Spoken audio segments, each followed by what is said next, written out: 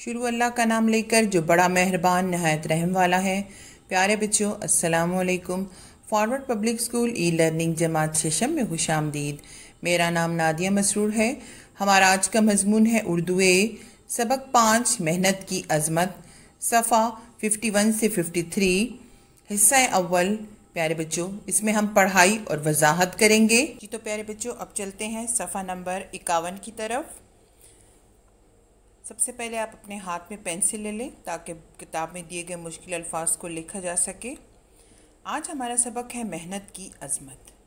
मेहनत का मतलब है मुशक्क़त, कोशिश, मजदूरी। अजमत कहते हैं बड़ाई या शान को। इस सबक को पढ़ाने से पहले मैं आपको थोड़ा सा बताती चलूँ मेहनत की अजमत के बारे में। मेहनत बहुत ज़रूरी है क्योंकि कोई भी शख्स इस दुनिया में कामयाबी की राह पर गामज़न नहीं हो सकता जब तक कि वो किसी भी काम को करने के लिए मेहनत ना करे। मेहनत ही में बड़ाई है, शान है। जितने भी बड़े बड़े लोग गुज़रे हैं उन्होंने मेहनत की है, चाहे वो इस्लाम की राह में हो या हमारे कौमी रहनुमा हो, उन्होंने मेहनत की है। अल्लाह ताला फरमाते हैं कि नेक ख्वाहिशात के लिए मेहनत या कोशिश करो।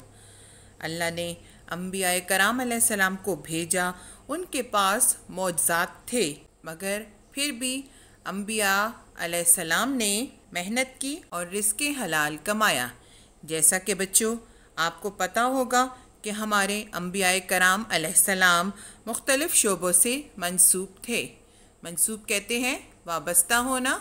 जैसा कि हज़रत नूह अलैहिस्सलाम बढ़ई यानी थरकान थे, हज़रत इद्रीस अलैहिस्सलाम दर्जी थे, हज़रत दाऊद अलैहिस्सलाम लोहार थे, हज़रत हूद और स्वालेह अलैहिस्सलाम ताजिर थे, हज़रत याकूब और हज़रत यूसुफ़ अलैहिस्सलाम किसान थे और हज़रत मोहम्मद सल्लल्लाहु अलैहि वसल्लम चरवाहे थे, यानी भेड़ बकरियां चराते थे।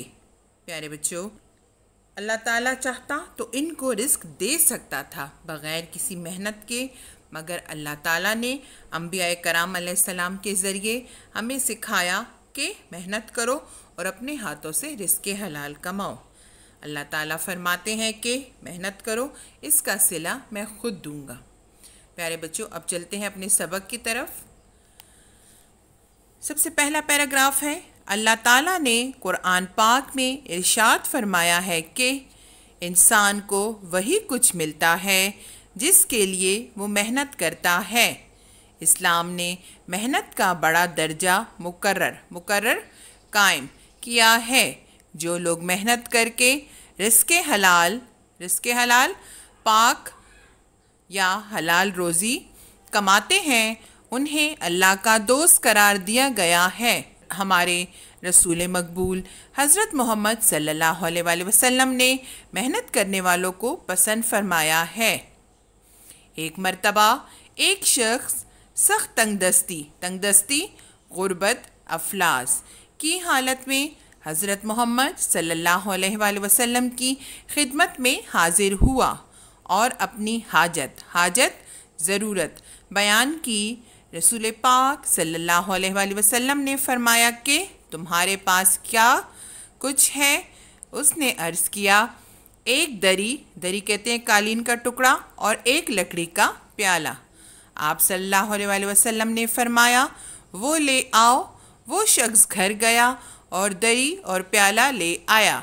आप सल्लल्लाहु अलैहि वसल्लम ने वहाँ मौजूद सहाबा कहते हैं हुजूर सल्लम के साथी से पूछा, इन दोनों चीज़ों को कौन कितने में ख़रीदना चाहता है? एक सहाबी ने एक दरहम कहते हैं सिक्का रकम मुकर्रर की। रसूल पाक सल्लल्लाहु अलैहि वसल्लम ने फरमाया, नहीं, इतनी कम रकम नहीं। एक और सहाबी रज़ी अल्लाह ताला अन्हो ने दोनों चीज़ें 2 दरहम में ख़रीद लीं।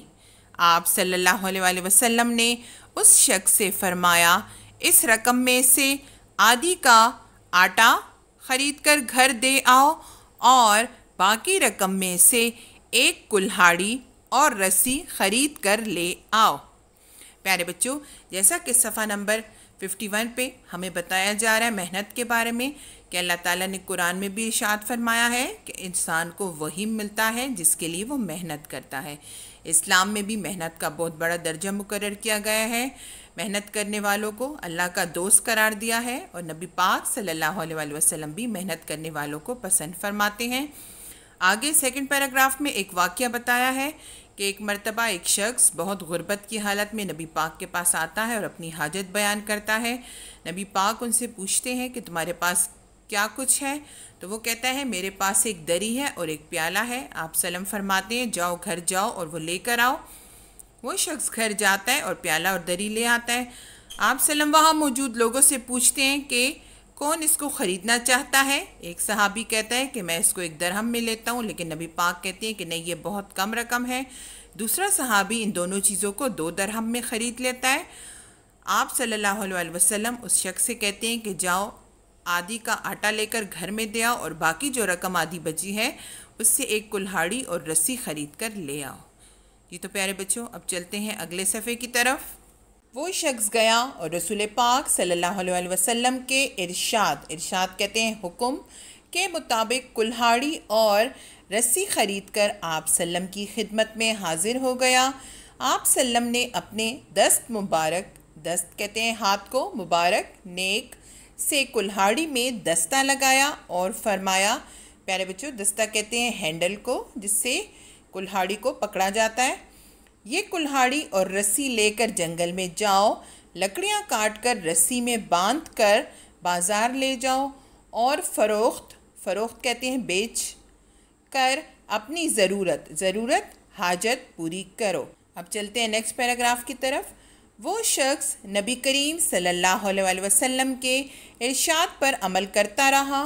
कुछ दिन बाद वो फिर आप सल्लम की खिदमत में हाजिर हुआ और दरख्वास्त, हुजूर आप सल्लल्लाहु अलैहि वसल्लम के इरशाद के मुताबिक मैं रोज़ाना जंगल से लकड़ियाँ काट कर लाता हूँ। अब मेरे हालात बेहतर हो गए हैं। मेरे पास 10 दरहम सिक्के की रकम पस अंदाज भी हो गई है। पस अंदाज बचा हुआ मुनाफा बचत करना। आप सल्लल्लाहु अलैहि वसल्लम ने फरमाया इसी तरह मेहनत करते रहो, अल्लाह ताला बरकत देगा। प्यारे बच्चों, जैसा कि इन दोनों पैराग्राफ में बताया जा रहा है कि वो शख्स नबी पाक के हुक्म के मुताबिक कुल्हाड़ी और रस्सी खरीद कर लाया। आप सल्लल्लाहु अलैहि वसल्लम ने अपने हाथों से कुल्हाड़ी को दस्ता लगाया और फरमाया कि ये कुल्हाड़ी और रस्सी लेकर जंगल में जाओ, लकड़ियाँ काटो और इसमें बांधकर बाज़ार ले जाओ और बेचकर अपनी ज़रूरत को पूरा करो। वो शख्स कुछ दिन बाद आया और आप सल्लम से फरमाया कि आपके इरशाद के मुताबिक मैं रोज़ाना जंगल से लकड़ियाँ काट कर लाता हूँ। अब मेरे हालात बेहतर हो गए हैं, यहाँ तक कि अब मेरे पास बचत भी हो गई है। आप सल्लल्लाहु अलैहि वसल्लम ने फरमाया इसी तरह मेहनत करते रहो, अल्लाह ताला तुम्हारे काम में बरकत देगा। जी अब चलते हैं प्यारे बच्चों अगले पैराग्राफ की तरफ। हाथ से काम करने में कोई आर नहीं, आर शर्म, इससे इज्जत घटती कमी नहीं, बढ़ती है बढ़ती ज़्यादा। हमारे रसूल मकबूल हज़रत मोहम्मद सल्लल्लाहु अलैहि वसल्लम दुनिया के मुअज़्ज़ज़ तरीन इज़्ज़तदार बहुत आला इंसान थे, लेकिन आप सल्लल्लाहु अलैहि वसल्लम अपने बहुत से काम खुद करते थे और इसमें खुशी महसूस फरमाते थे। आप सल्लल्लाहु अलैहि वसल्लम अपने जूतों तक की मुरम्मत ठीक करना अपने हाथ से फरमा लिया करते थे और इसमें कोई आर शर्म महसूस नहीं फरमाते थे। हज़रत मोहम्मद सल्लल्लाहु अलैहि वसल्लम जब मक्का मुकरमा से हिजरत फरमाकर, हिजरत एक जगह से दूसरी जगह जाना, मदीना मुनव्वरा तशरीफ़ लाए तो आप सल्लल्लाहु अलैहि वसल्लम ने मस्जिद नबवी बनवाई। ये मस्जिद मज़दूरों और कारीगरों काम करने वालों ने नहीं बनाई थी, बल्कि सहाबा कराम रज़ी अल्लाह ताला अन्हों की मदद से ख़ुद आप सल्लल्लाहु अलैहि वसल्लम ने अपने हाथ से तामीर बनाना फरमाई थी।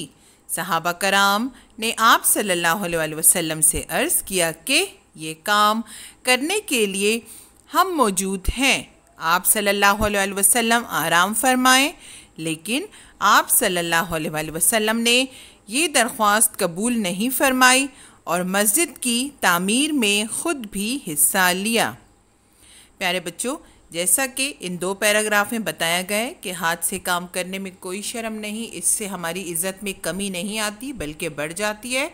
हमारे नबी करीम सल्लल्लाहु अलैहि वसल्लम, जिनके लिए अल्लाह ताला ने ये दुनिया बनाई, वो इस दुनिया के बहुत इज़्ज़तदार इंसान थे, लेकिन आप सल्लल्लाहु अलैहि वसल्लम अपना ज़्यादातर काम ख़ुद करते थे और उसमें खुशी महसूस करते थे। जैसे अपने जूतों की मुरम्मत अपने हाथ से खुद कर लिया करते थे, लेकिन इसमें कोई शर्म महसूस नहीं फरमाते थे। जब हज़रत मोहम्मद सल्लल्लाहु अलैहि वसल्लम हिजरत करके मदीना तशरीफ़ लाए तो आपने मस्जिद नबवी बनवाई। ये मस्जिद मज़दूरों और कारीगरों ने नहीं बनाई, बल्कि सहाबा कराम की मदद से आप सल्लल्लाहु अलैहि वसल्लम ने ख़ुद अपने हाथों से तामीर फरमाई। सहाबा कराम ने आपसे अर्ज़ किया कि आप ये काम मत करें, आप आराम फरमाएं, हम मौजूद हैं, लेकिन आपने ये दरख्वास्त कबूल नहीं की और मस्जिद की तामीर में ख़ुद भी हिस्सा लिया। प्यारे बच्चों, इसी से अंदाज़ा होता है कि मेहनत करने से इंसान की इज़्ज़त बढ़ती है, कम नहीं होती।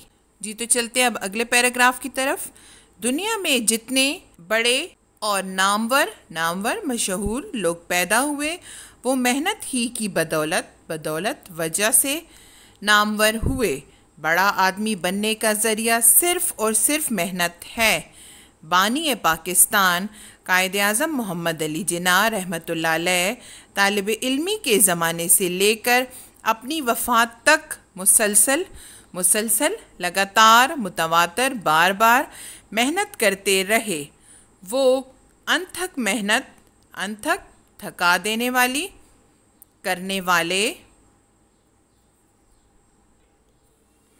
इंसान थे।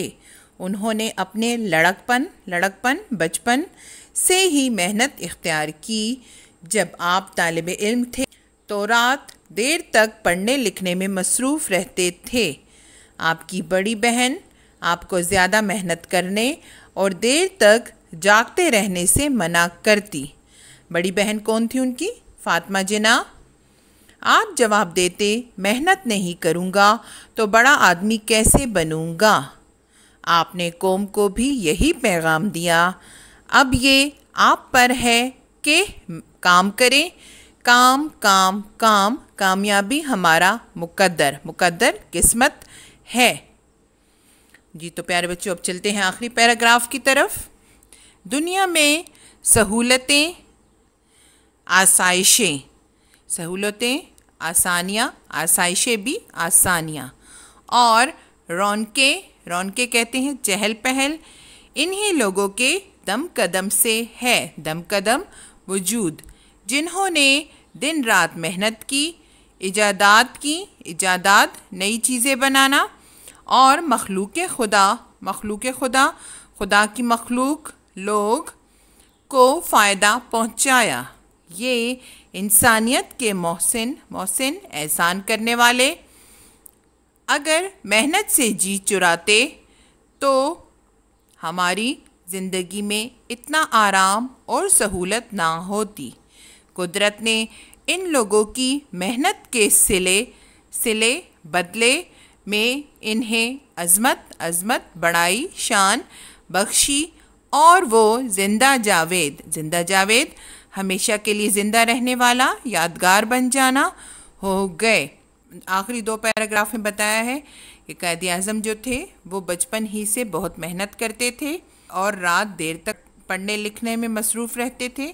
आपकी बड़ी बहन फ़ातिमा जिन्ना जो थी वो आपको इतनी ज़्यादा मेहनत करने और रात देर तक जागने से मना करती, तो आप जवाब देते कि मेहनत नहीं करूँगा तो बड़ा आदमी कैसे बनूँगा। और उन्होंने कौम को भी यही पैगाम दिया कि काम बस काम करें और कामयाबी हमारा मुकद्दर होगी। दुनिया में जितनी आसानियाँ और चहल पहल और रौनकें हैं वो सिर्फ़ उन्हीं लोगों के दम कदम से हैं जिन्होंने दिन रात मेहनत की, नई चीज़ें बनाई और मखलूक खुदा को फ़ायदा पहुँचाया। ये इंसानियत के मोहसिन एहसान करने वाले अगर मेहनत ना करते तो हमारी ज़िंदगी में इतनी आसानी और सहूलत ना होती। कुदरत ने इन लोगों की मेहनत के बदले में ही इन्हें शान अज़मत बख्शी और हमेशा के लिए हमारे दिलों में ज़िंदा रखा। प्यारे बच्चों, उम्मीद करती हूँ कि आपको आज के सबक की अच्छी तरह समझ आ चुकी होगी। अगली क्लास तक के लिए इजाज़त दें। अल्लाह हाफिज़।